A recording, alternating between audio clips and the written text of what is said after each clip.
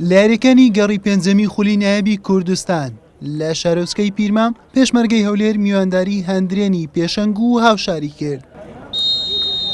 دەستپێکی یاریەکە بێدەنجی هەردوویانەی پێوە دیار بوو تا خولەکی 20 لە ماوەی 15 خولێک هەندرێن چەندین دەرفەتی ئاسانی بۆ ڕەخسا، بەڵام یارزانانی زیرەکانە مامەڵەیان لەگەڵ تۆپ نەکرد و سوودیان لێ نەبینی. پێشمەرگەی هەولێریش هەرچەندە باڵادەست بوو لە کۆنتڕۆڵی تۆپ، بەڵام هێرشی ڕاستەقینەی بۆ سەر گۆڵی هەندرێنی میوان نەبوو تا خولەکی 37 شوان مامۆ بەسەر تۆپێکی ئاراستەی گۆڵی هەندرێن کرد. دوای ئەوەی بەرخەسرۆ محەممەدی بەرگریکاری هەندرێن کەوت، تۆپەکە ئاراستەی گۆڕاو لە نێو گۆڵ جێگیر بوو، بووە گۆڵ یەکەمی پێشمەرگەی هەولێر.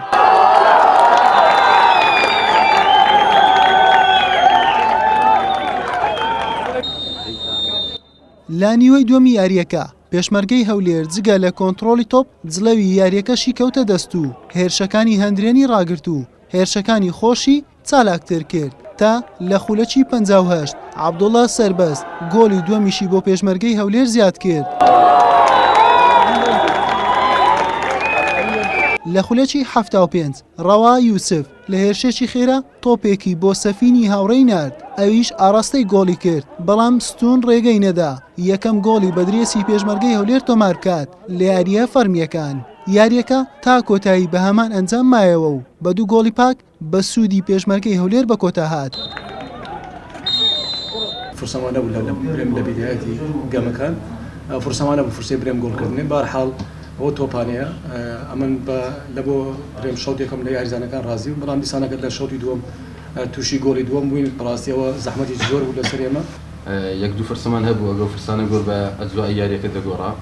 بەهەرحاڵ یعنی ئەوڕۆ یاریزانەکان موفق نەبوون لە گۆڵ تۆمارکردن، چونکە لە یاریەکاندا کە ئەو خاڵانە ماکۆ کرد بۆ فرسیان هەڵدەقۆزیەوە. بەڕاستی هەدەفی گەورەمان ئەو بە زووترین کات گۆڵ لە هەندرێن بکەین، بەڵام نەشمانویست بە عەجەلەیە خطوە خطوە هەنگاو بە هەنگاو لەگەر یاریەکە دەچون پێش. توانیمان لە پاش ئەگەر تەماشا یاریەکەتان کردی لە پاش گۆڵ تۆمارکردنەکە ئەو ئیشانێک کە لەسەرمان کرد لە پاش گۆڵی یەکەم هەندرێن لە گۆڵی کە لێمان تۆمار کرد هەتا حەدێک تووشی مفاجئە بوون.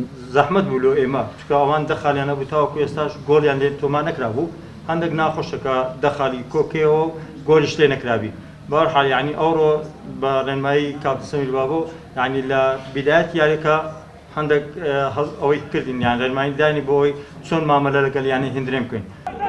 بەم سەرکەوتنەی پێشمەرگەی هەولێر بووە خاوەنی 7 خاڵ لە 4 یاری و لە پلەی چوارەمدایە. هەندرێنیش بە دەخاڵ لە 5 یاری پێشەنجی لەدەستدا بە جیاوازی گۆڵ کەوتە خانەی دووەم. حوسێن محەممەد، کەناڵی پێام، پیرمام.